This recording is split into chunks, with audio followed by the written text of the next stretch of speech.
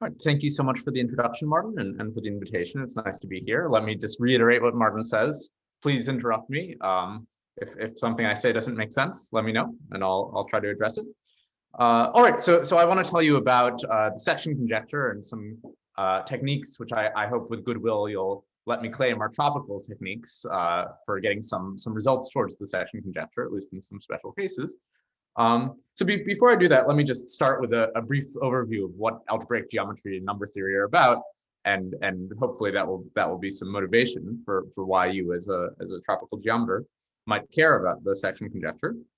Okay, so what do we do in algebraic geometry? So you start with a system of polynomial equations, and you might ask questions, and I mean, I know all of you know this, but I just want to recall it about the geometry of the set of solutions. So you might ask about the geometry or maybe the topology of the set of solutions to your system of polynomial equations.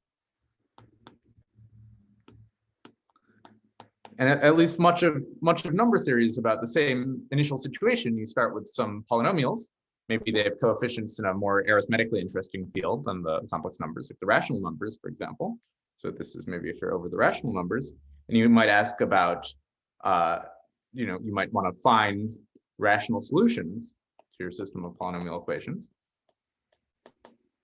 Or maybe you even would ask, are there any rational solutions to begin with? Or sorry, not Q, the empty set. So are there any rational solutions? Okay, and then a big part of mathematics, I would say, is about understanding the interaction between these two situations. So at least that's what this talk is going to be about. It'll be about understanding some interaction between the geometry of an algebraic variety or its topology and the arithmetic of the set of defining equations. But before I do that, I want to stress, like, these questions are extremely open. So for example, you could ask, I think the very basic question, you could ask, is there an algorithm to find the set of rational solutions to your system of polynomial equations, or even to decide if the set of solutions is empty? And as written, this is an open question.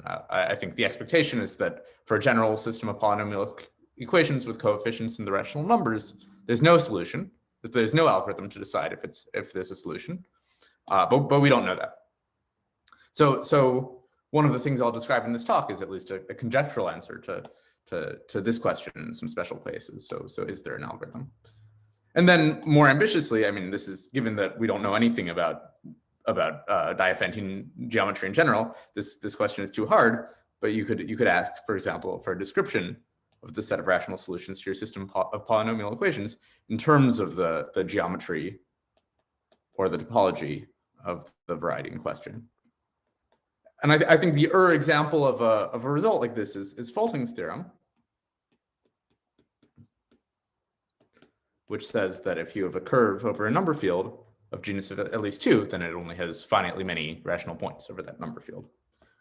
So in this talk, I want to describe some kind of interaction between topology of a variety and its arithmetic. That interaction is conjectural. It's called the section conjecture. It's due to Grothendieck.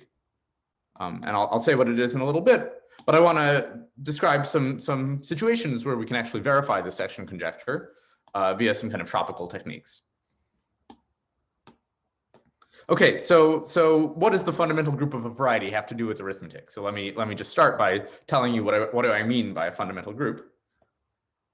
So if you start with a variety X over the complex numbers, there's a very natural notion of fundamental group from topology. So you take a base point, you look at loops in the complex points of your variety based at that given point, and you say two loops are the same if one is homotopic to the other, preserving the base point. And this is a group. If you have one loop and another loop, you can compose them just by going around one loop and then the second loop. Okay, so Grothendieck's idea in SGA1 was to give an algebraic version of this definition, and over a field that isn't the complex numbers, it doesn't make sense to consider loops. So his idea was to think about covering spaces instead. So it's a classical fact from maybe your first topology course that for a nice space, a covering space of your space X is the same as a set with an action of pi1. So there's a canonical equivalence of categories once you choose a base point between covering spaces and pi1 sets. So Grothendieck's idea was to turn this around and make it into a definition. So unfortunately, if you have an algebraic variety, even over the complex numbers, an arbitrary covering space won't be a variety. So you can't really recover the topological fundamental group, but you can recover some lossy invariant of it. So let me say what that is. Well, Grothendieck's observation was that if you take a complex variety, not all covering spaces are algebraic varieties, but finite covering spaces are. So how do we understand finite covering spaces in terms of pi1? Well, finite covering spaces are the same as finite sets with an action of pi1, and then a choice of base point of our variety lets us make an algebraic version of pi1. So we just make we define it so that a finite covering space is the same as a finite set with an action of this new group, which we'll call pi1 étale. So the defining property of this group, pi1 étale, is that a finite set with a continuous action of pi1, we'll see in a little bit that this is a topological group, is the same thing as a finite étale cover, a finite covering space of our variety. And I'll give some examples in a little bit. So far, I don't think it should be obvious that this has any arithmetic content, but I'll explain it.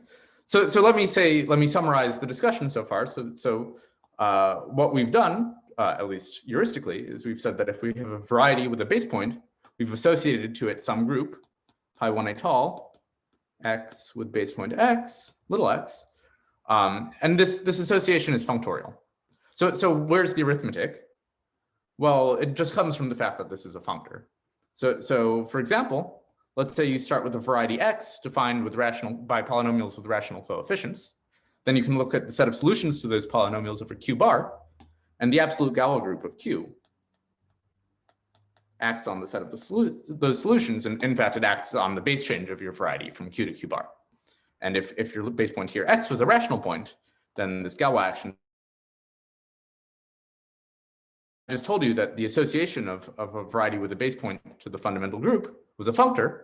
So what does that mean? Well, functors send actions to actions. So if you have a Galois action on your variety with its base point, then you immediately get a Galois action on the étale fundamental group of, well, the base change of your variety to the algebraic closure of the field you started with. Okay, so this is some fairly involved arithmetic data. So far, we don't really know what these groups look like, and we don't know what this Galois action looks like, but I'll tell you about it in a little bit. Are there any questions so far?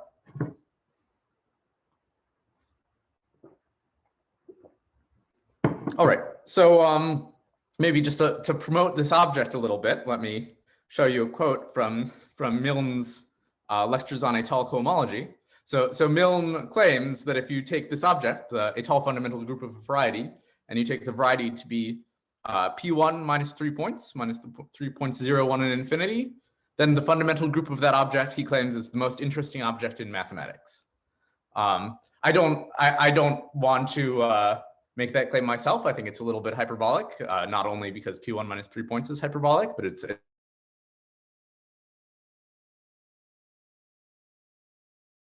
okay. So let's figure out what is the most interesting object in mathematics according to Milne.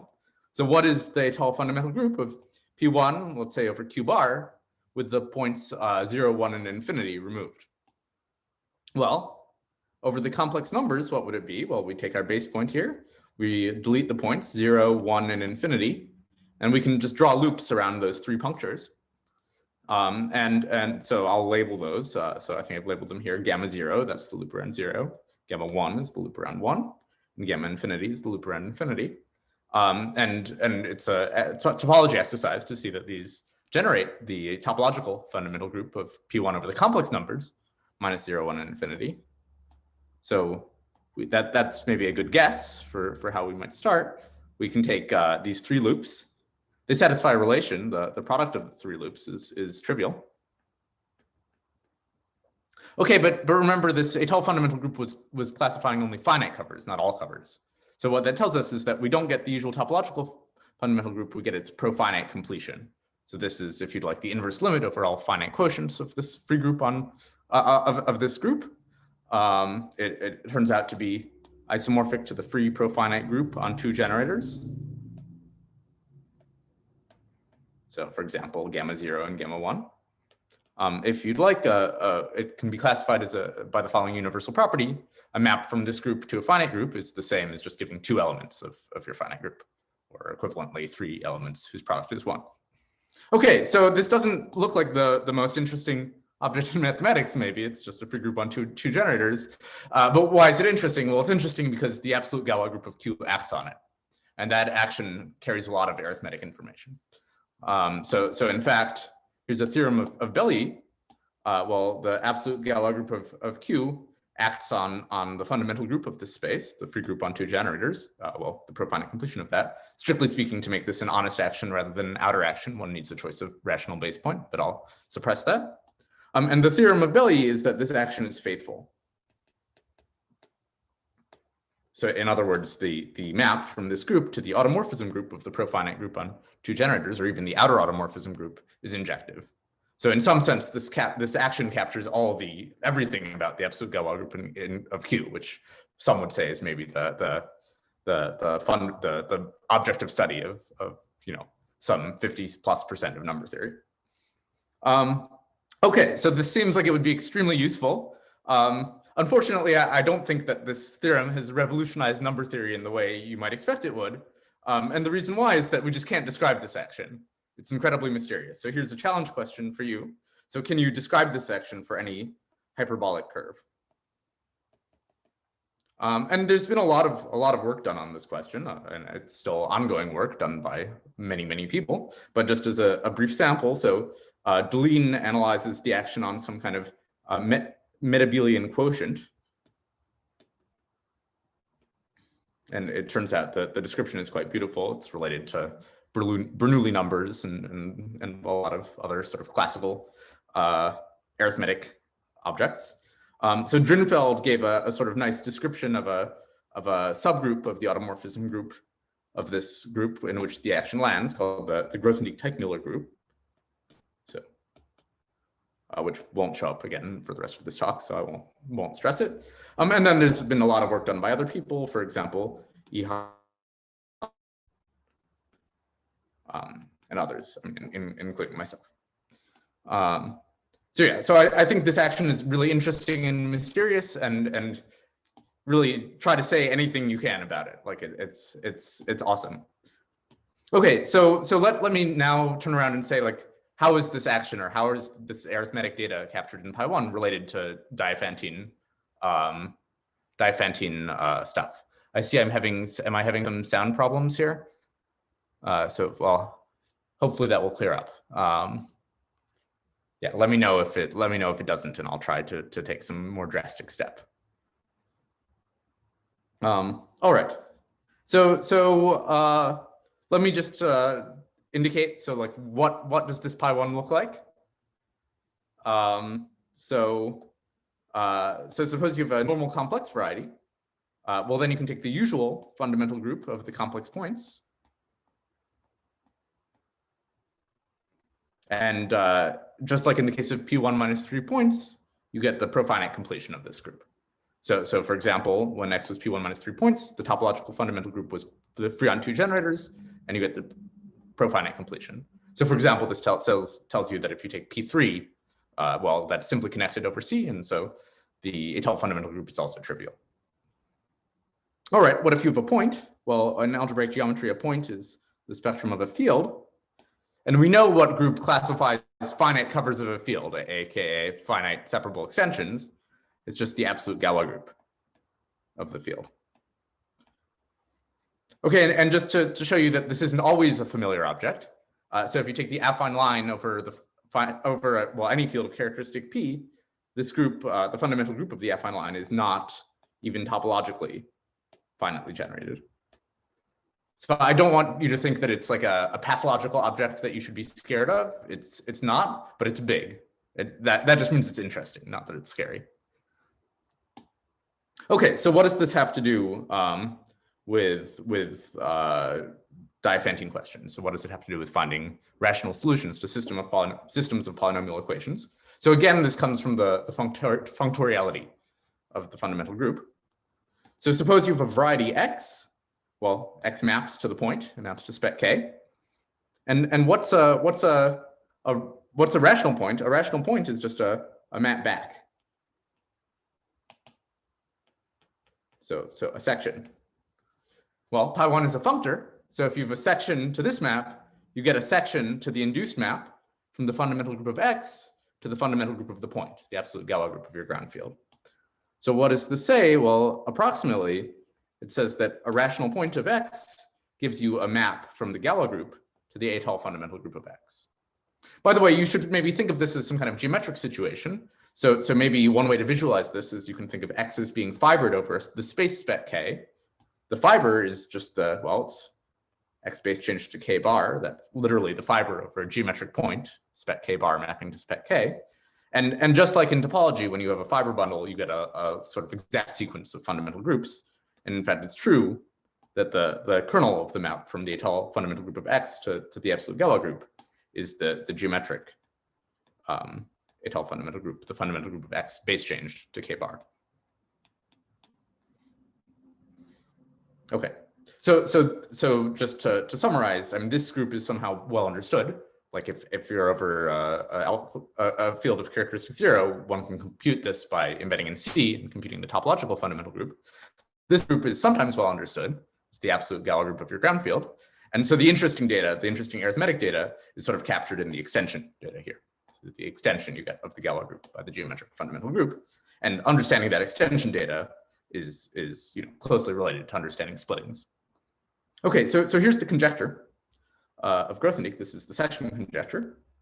So suppose X is a smooth projective curve of genus at least 2 over an arithmetically interesting field. So for example, a number field or a p-adic field.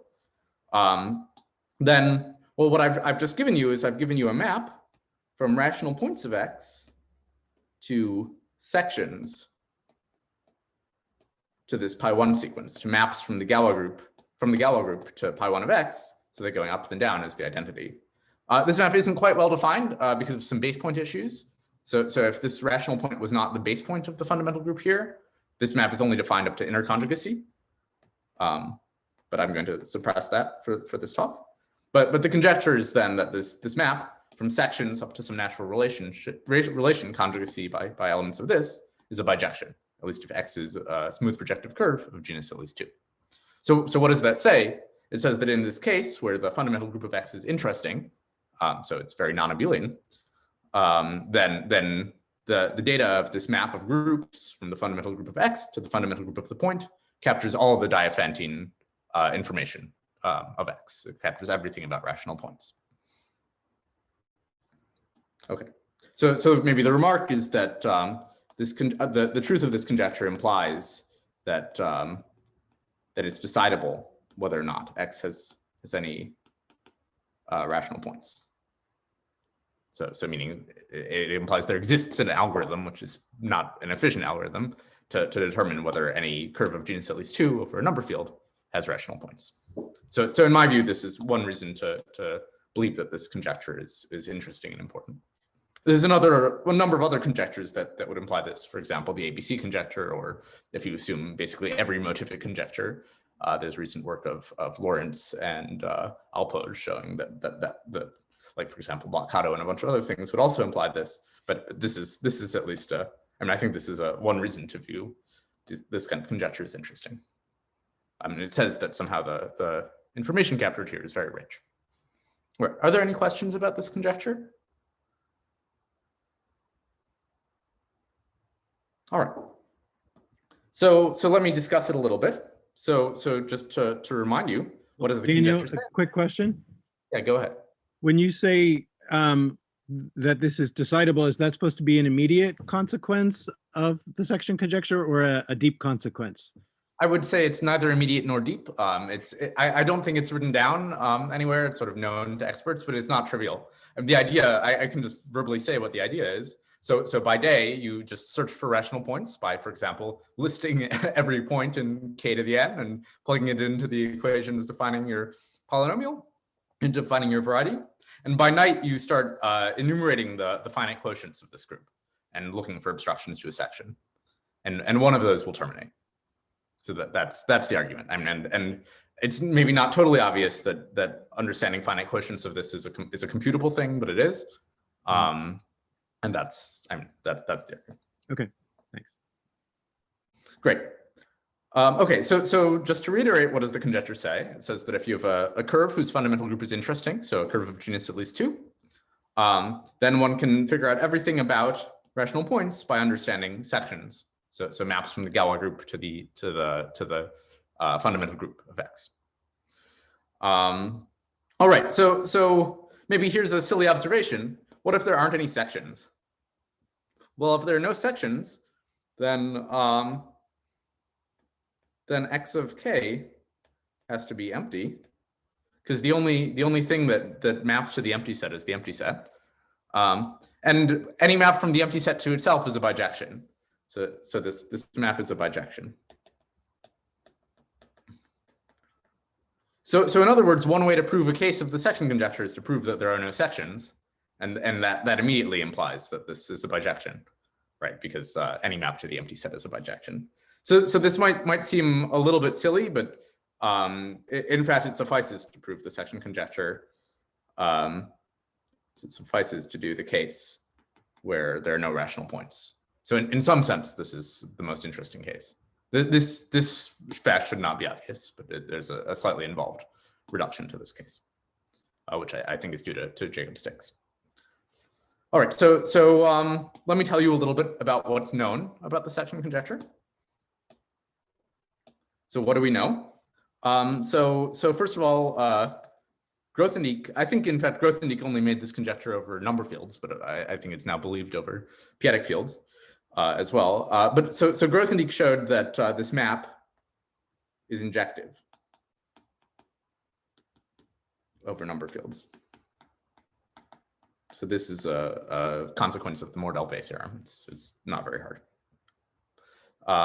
Then I think the question kind of languished for a while. I think we really didn't know any examples of curves for which the section conjecture was true until work of Jacob's sticks. So Sticks gave examples of curves for which the section conjecture is true over p-adic fields. And then one gets examples over number fields by approximation. Then I think there was work of Harari and Samueli, which gave examples, kind of honest global examples. So examples over number fields with sort of set with no global points. So with no global points, but points everywhere locally. So in particular, these examples were not really of a p-adic nature. Like what they showed is that there were no sections to this pi1 sequence, but for genuinely global reasons, because there were sections locally. And then Hayne gave kind of some examples which are of kind of a different nature. So he gave some geometric examples, which I'll discuss more about later. But for example, so for example, the generic curve. So you can ask about the sort of generic curve over the generic point of the moduli space of curves. And you can ask, is the section conjecture true for that curve? Even though, you know, the function field of MG is not a number field or a p-adic field, the question still makes sense. And Hayne showed the answer was yes, at least for big genus. And maybe one observation is that in all of these examples,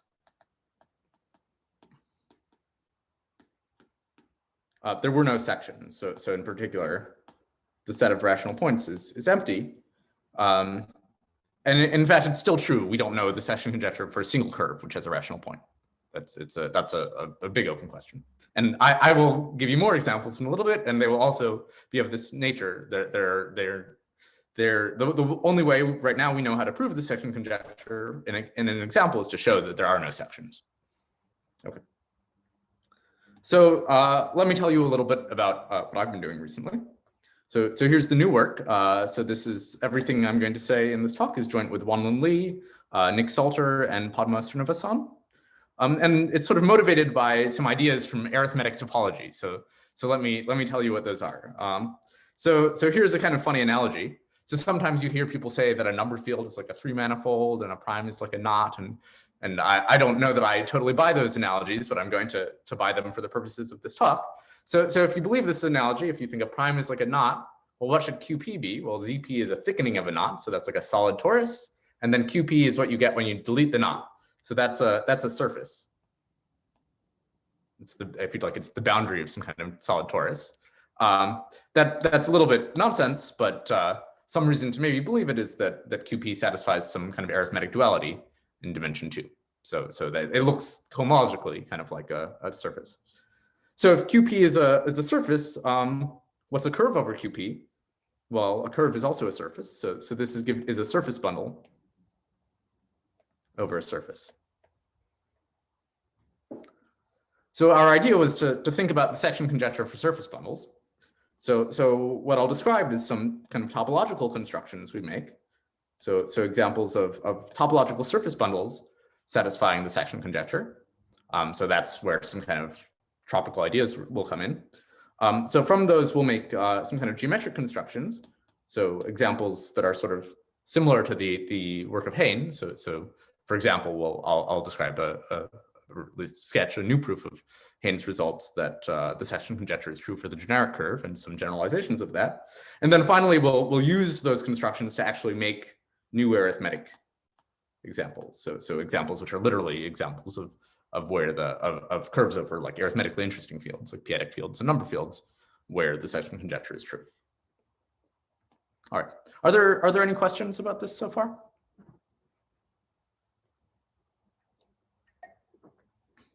Okay, so we're going to have to find some examples where there are no sections. So I will have to describe to you some obstruction to the existence of sections. So let me do that.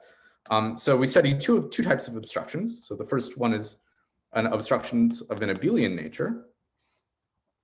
So let's do that. So what we want to understand is we have a map from the étale fundamental group of our curve to the absolute Galois group, and we want to understand obstructions to splitting that map. So there's a sort of baby case one can start with, which is where you replace the étale fundamental group with its abelianization. So let me write some stuff and then say what I mean by that. So let me remind you that the fundamental group of your curve maps to the Galois group, and the kernel is the fundamental group of your curve base change to k bar. So that just looks like the normal topological fundamental group of a surface. It's generated by 2G things with one relation. So I'm going to just quotient that by its derived subgroup. So this is here, I'm going to quotient everything by the derived subgroup of the geometric fundamental group. And this sequence is kind of easy to understand. It's an extension of the Galois group by an abelian group. And such things are classified by group cohomology of the Galois group with coefficients in the abelian group. How does one see this? Well, you choose a set theoretic splitting of this map, and then you write down the failure of that to be a homomorphism, and that's a 2 cocycle. Okay, so for example, if you find a curve, a field and a curve over that field where this class is non-zero, then you win.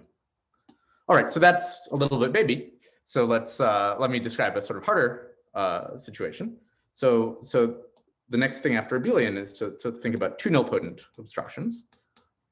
So instead of quotienting by the derived subgroup, I'm just going to quotient by the third piece of the lower central series.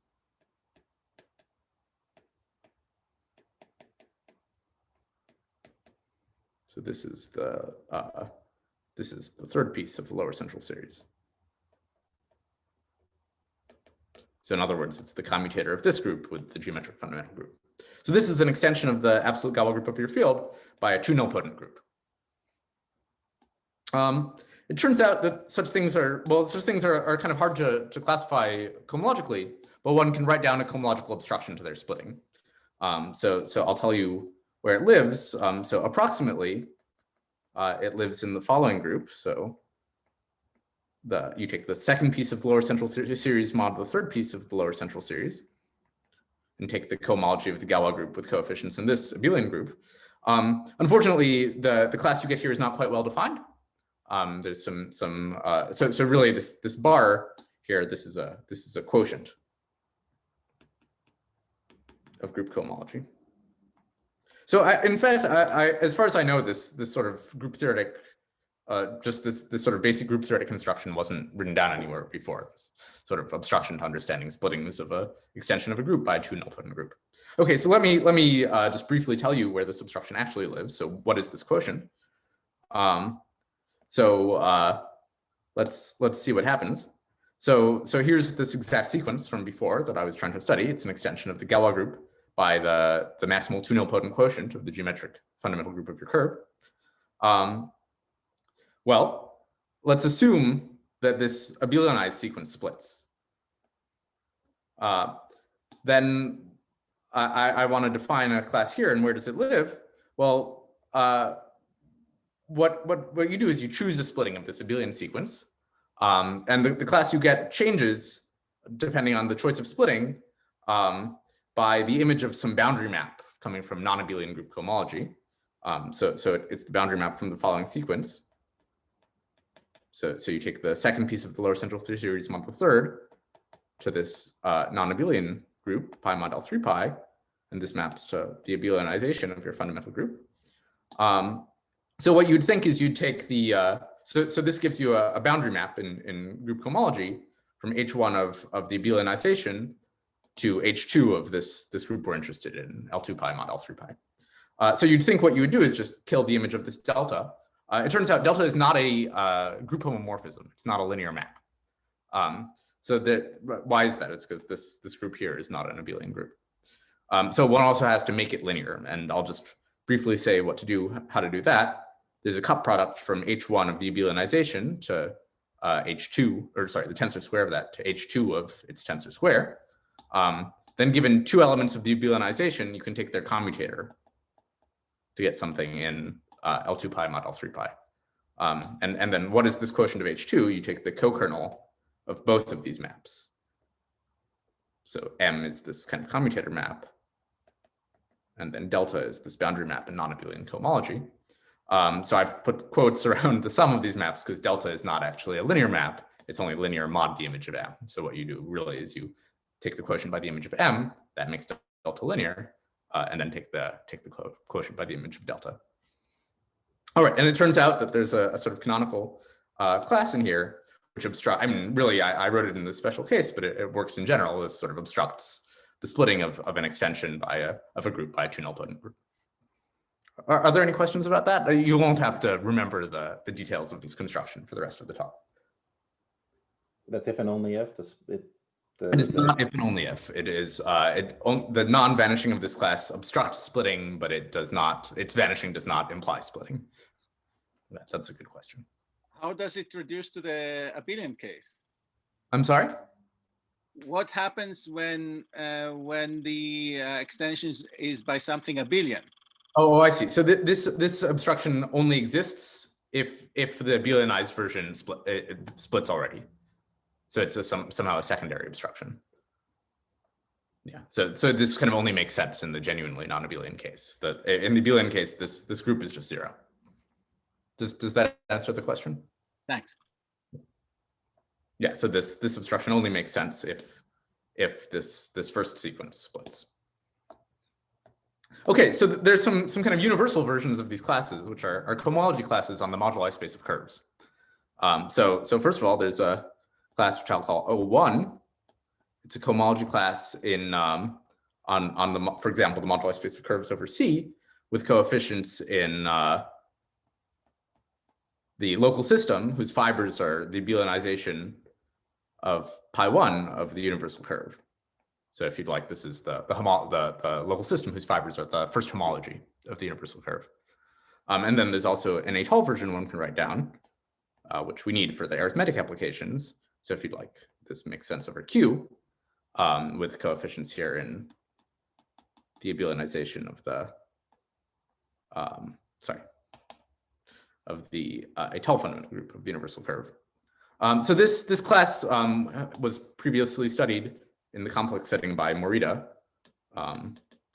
who showed, for example, that it has order 2g minus 2. All right, there's also a universal version of this two nilpotent version. So it lives in some quotient of the Betti cohomology of a local system on mg over c. the local system whose fibers are the quotient of the second piece of the fundamental group of the universal curve by the third piece. And then again, there's a, oh, sorry, this isn't on MG. So let me quickly fix that. This is on pick one of the universal curve over MG. I'll say a word about this in a second.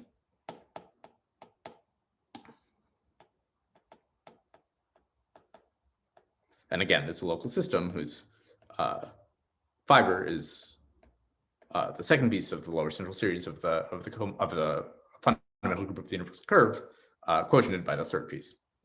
Okay, so why does this O2 live on pick one? So pick one is kind of the universal place where the abelianized version of the fundamental exact sequence splits. So why is that? Well, there's a map from the universal curve, CG, to MG. There's the family of pick ones of the universal curve over MG mapping to MG, and you can take the fiber product. And this map it induces kind of an isomorphism on abelianizations of fundamental groups. So this is just saying that the map from a curve to its pick one on pi one, it sends pi one to its abelianization. So that tells you that sort of the abelianized version of the fundamental exact sequence splits, and that's what we needed to define this sort of secondary obstruction.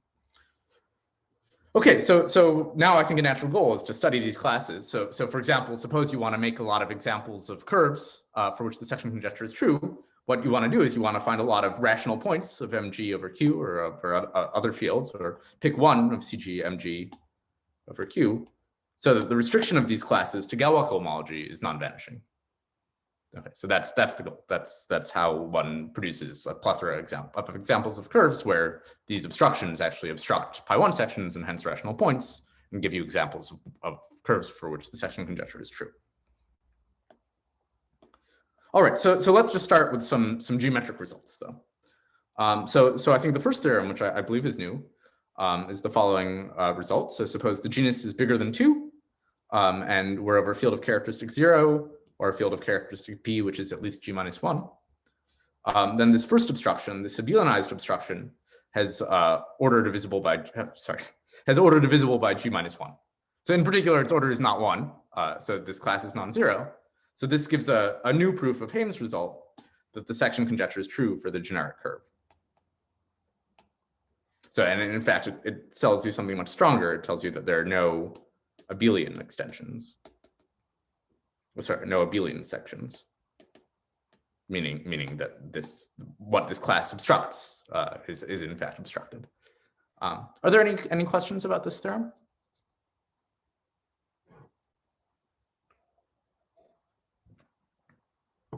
All right, so this is even interesting. Oh, go on. Sorry. So what happens in genus 2? Yeah, so in genus 2, it's also true. The reason I didn't state it this way is because we were a little bit lazy in setting things up, and we ended up working with course spaces, and so there's some stacky issues. I mean, like even the statement doesn't make sense in genus 2 because the generic point of MG is a gerb, not a field. But yeah, if you allow yourself gerbs, then it's still true. Does that answer your question? Thank you. Yeah. Great. All right. So that's this abelian version. So what about this non-abelian version? So our next statement is that for G at least 2, this would also work in genus 2 for the same reason, but just to give a formulation, let me assume G is bigger than 2. And even if the characteristic of your field is not 2, then the restriction of this secondary class, which obstructs 2 nilpotent sections, to the generic point of pick 1 is non-zero. So what does this say? It says the section conjecture is true for the generic curve of genus G as above with a rational divisor class.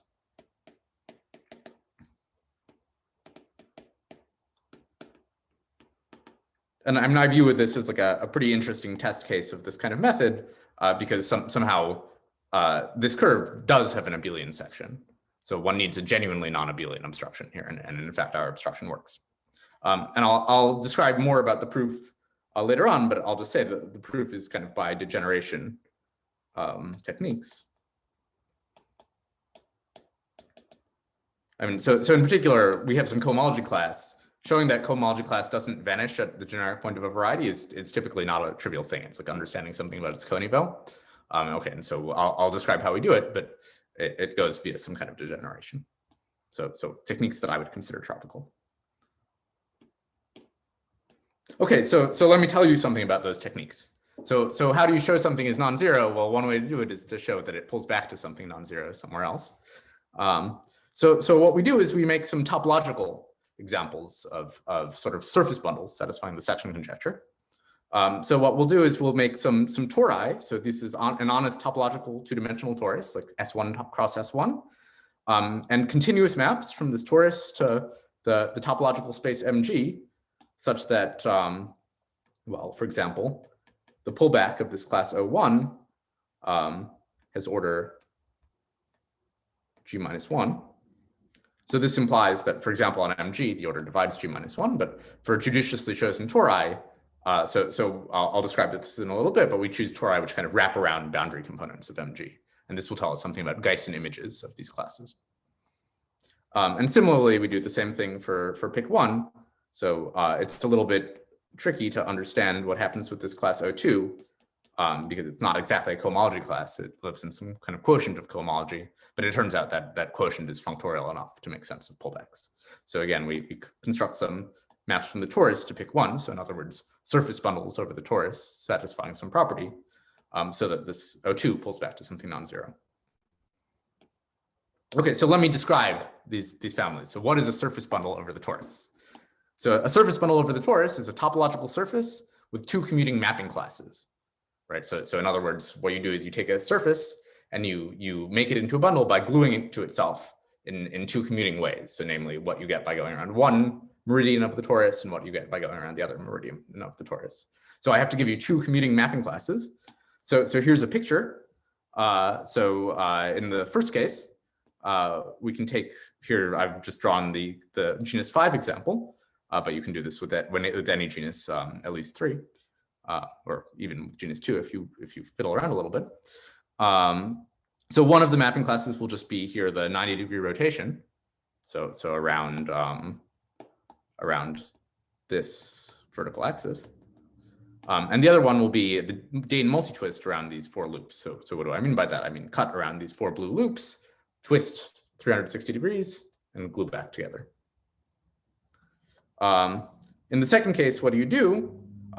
Here are 2 commuting mapping classes again. So here, this is a surface of even genus. One mapping class is you rotate 180 degrees around this vertical axis, and the other one is you do the Dane twist around this sort of separating loop.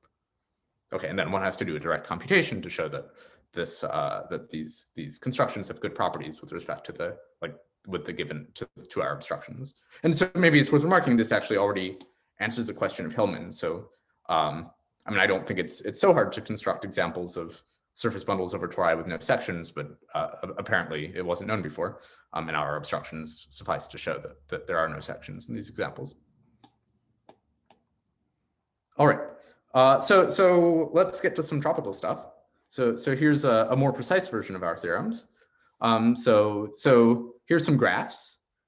So for example, you can take the graph, which is just a cycle. This is a stable graph of genus number of vertices plus 1. So here I've drawn a 1 on each vertex, and then the genus is number of vertices plus 1, because this genus coming from the inside. Or you can take, for example, this graph, which is a stable graph where you label each vertex 0. Then it has genus 4. This corresponds to a 0-dimensional stratum of MG, because it's a trivalent graph. And we have a number of other examples, but let me not try to give the most complete possible theorem. So these graphs correspond to some stratum in the Deligne-Mumford compactification of MG. I'll call Z gamma that stratum, and I'm going to blow up MG bar with that stratum. Okay, then there's a Gaussian map from the cohomology of MG to the cohomology of the boundary stratum with coefficients. Sorry, let me go back to yellow. With coefficients in this local system, except one has to take the covariance, the inertia covariance, where the inertia is given by the loop around the boundary stratum. Then the real sort of content here is that the Gaussian image of our obstruction O1 has order dividing G minus 1. So this is some analysis of the degeneration of this torsion class towards the boundary of MG. And then second of all, there's sort of the same situation. I'm not going to recapitulate all the notation, but on the Caparazo compactification of PIC1, which is sort of a subtle object, the Gaussian image of O2. Again, O2 is not exactly a cohomology class. It lives in some quotient of cohomology, but the Gaussian image of O2 on boundary strata corresponding to trees with involution. Sorry, trees with sort of involutions which don't fix any vertices is non-zero. So just to go back up here, this graph here is the dual graph of this surface. It's what you get when you contract these Dane twists to nothing. And here, this is an example of a marked surface whose dual graph is a tree with involution fixing no vertices, namely just the line segment. Okay, so somehow what's the content of this? How is this related to the geometric examples from before? Gaussian maps kind of factor through the Galois cohomology at the generic point. So if you show that a Gaussian image is non-zero, you've somehow already shown that the class was non-zero at the generic point.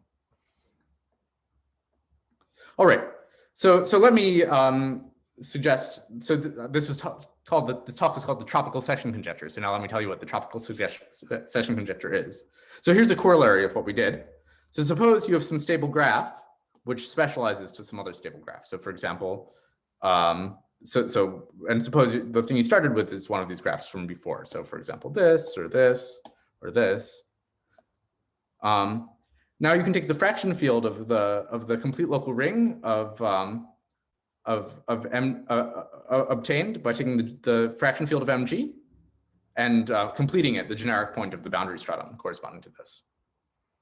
So this is, if you'd like, this is some field, this is some point of MG, and you can take the universal curve base change to this field. So this is, if you'd like, the generic curve with reduction type gamma prime. So what did I do? I took the generic point and then I base changed it to the completion of the fraction field of MG at the boundary stratum of MG bar corresponding to gamma prime.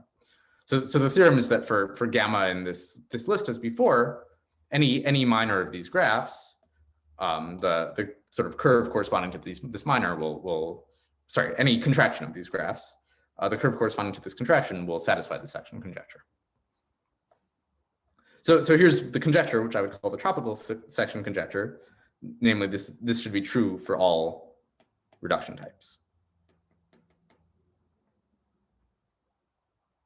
So we prove it for lots of reduction types. So for example, for any genus at least 4, you can write down a stable graph whose boundary stratum of MG is codimension 0, has dimension 0.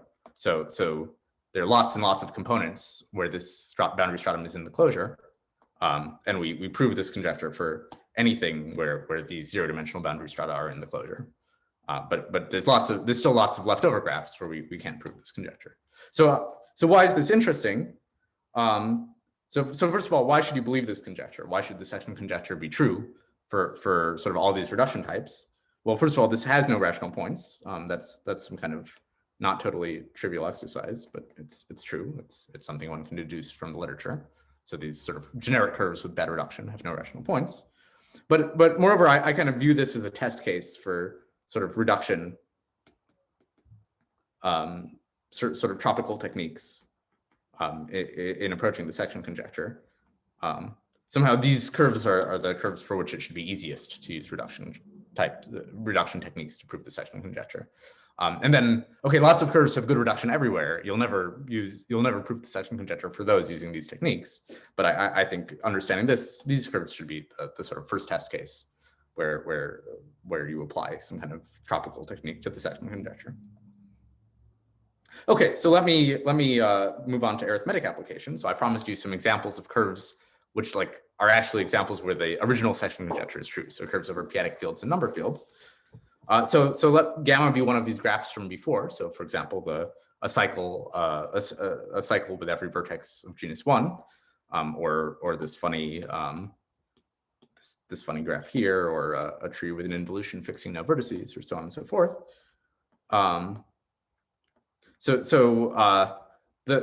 Let me verbally say what the statement is, and then I'll kind of say what the fancy version I have from Dan is. So what we show is that there's lots and lots of curves over p-adic fields with those reduction types satisfying the section conjecture. So let me just make that precise. So really what we do is we show there's a Zariski dense set of closed points of the corresponding boundary stratum of mg bar over z. So that if you have, so that for kind of a generic curve specializing to one of those points, so a generic p-adic curve specializing to one of those points, the section conjecture is true.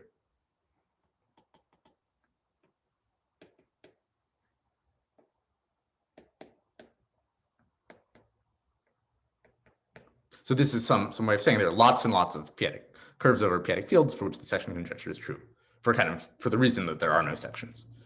And in fact, I mean, there's a kind of quantitative version of this result, so that there are many such closed points. They're not just Zariski dense. They're quantitatively many of them, like in the sense of Chebotarev density.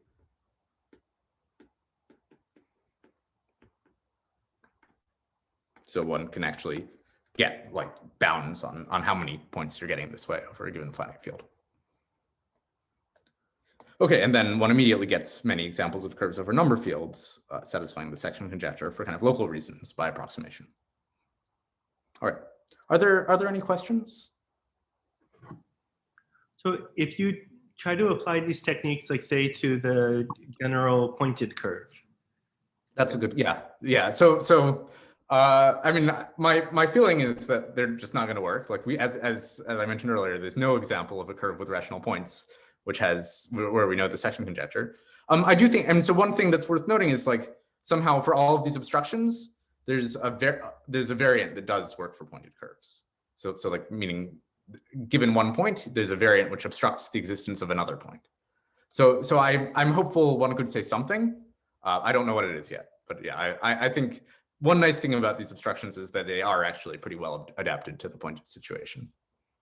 Yeah. So what I would expect is one could show that there's a quotient of pi1, so that the only sections to that quotient come from rational points.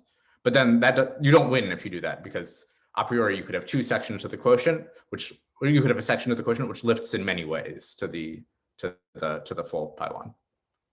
So that's the sort of thing I would expect one would be able to prove in that case. Okay, so before I say a little bit more about the proof, I think I have what, like 5 or 6 minutes left. Is that right, Martin?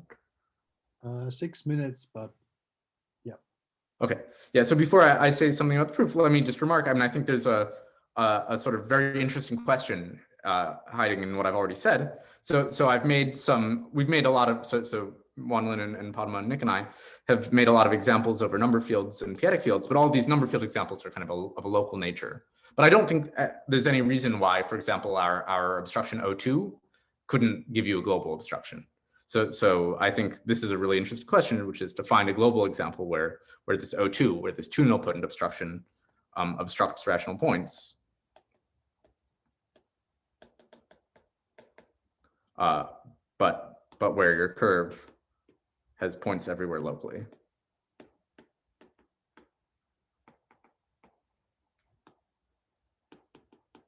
I mean, in other words, this O2 gives you kind of a pretty computable obstruction, which should give you examples of cases where the Haas principle isn't satisfied. I think it's this O2 is kind of related to the descent obstruction. Like I think it's a subset of existing obstructions in a formal sense, but it's like actually computable, unlike various descent obstructions. So I think this is kind of an appealing question. Okay, so let me just briefly say what the idea of the proof is for this sort of arithmetic application. So we first make these topological constructions of surface bundles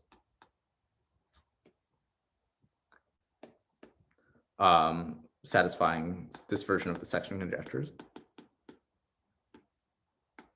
So in particular, they kind of exhibit the non-vanishing of our obstructions.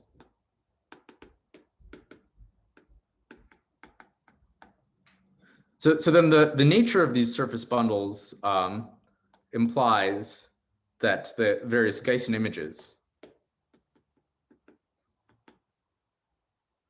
of these obstructions, of these torsion cohomology classes,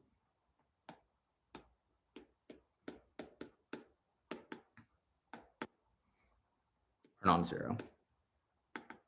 So this is already enough to imply the sort of geometrical results I described. So once you know that the Gaussian image of a class is in H1 is non-zero, that it implies it's non-zero, restricted to the generic point. Okay, then finally, let me say a word about this arithmetic. So let me remind you, so we want, what do we want? So we have some obstruction class O in H2 of our variety, some moduli space, either MG or pick one, with coefficients in some local system. And we want lots of rational points such that the restriction of our obstruction class to the rational point is non-zero, right? So the restriction to Galois cohomology is non-zero. So that's kind of the goal. So you might ask, like suppose I just have a random class in the étale cohomology of a variety with coefficients in a local system. Like, can you do this? And the answer for H2 is no. So it's not so hard to write down examples of varieties with classes in H2. So the restriction to every rational point is zero, even over finite extensions of your ground field. But it turns out the answer is yes for H1. So you would win basically if O was in H1 of something by Chebotarev density. I mean, this isn't. I think this is some variant of the Chebotarev density theorem, which hasn't appeared in the literature so far, but it's not so hard to deduce from the usual Chebotarev density theorem. So what do? Well, these Gaussian images are in H1. So well, here's if you'd like MG bar. This is MG bar. This is MG. This is some boundary component. And by Chebotarev, you can find lots of points over finite fields where the Gaussian images. So here, this is some point S. So the Gaussian image of your class O restricted to S is non-zero.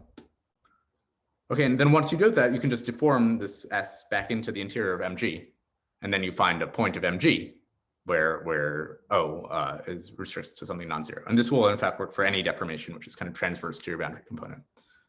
So one cool observation I think is that at least for O1, the sort of usual codimension 1 boundary strata of MG don't suffice for this. So one actually has to go deeper into the boundary of MG and blow up to get sort of new codimension 1 components where the Gaussian image is non-zero.